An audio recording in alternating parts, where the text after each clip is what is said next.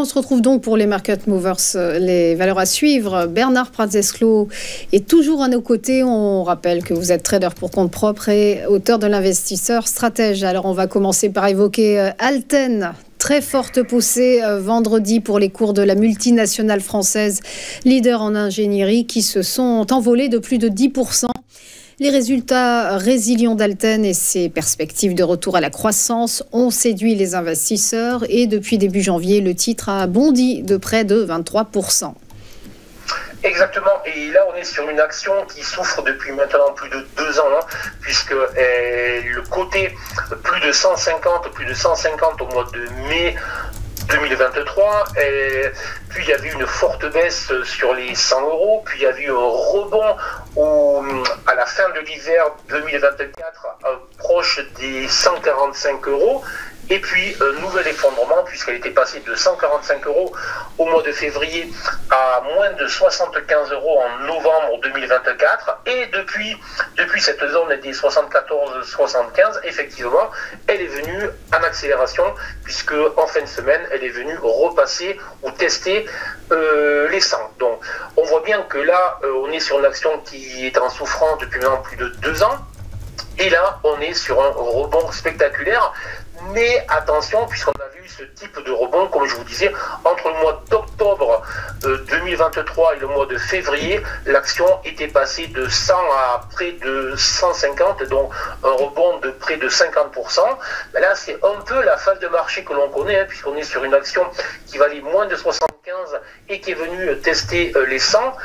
Donc là aussi, on est sur un rebond d'une grosse quarantaine de pourcents. Voilà.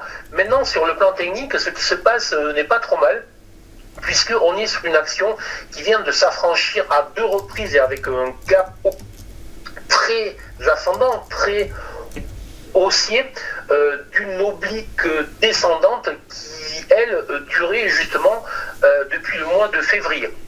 Donc ça, c'est toujours un point très positif.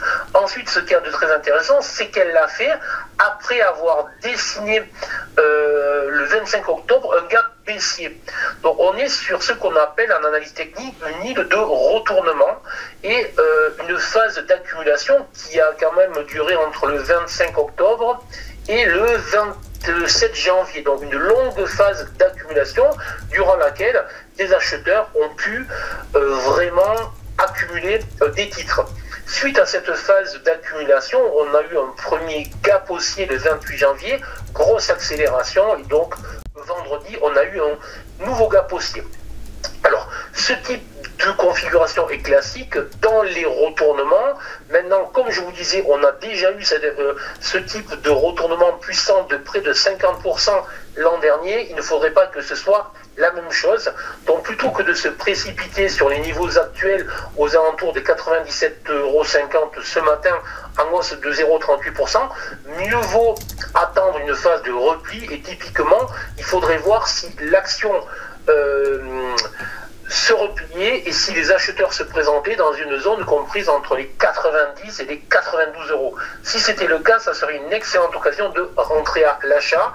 Mais donc, mon conseil est surveiller des replis, zone d'achat potentiel entre 90 et 92 € et avec un stop relativement court pour éviter justement ce qui s'était passé l'an dernier où après un fort rebond, l'action était venue redescendre jusque ses plus bas. Donc voilà, donc toujours gérer son risque.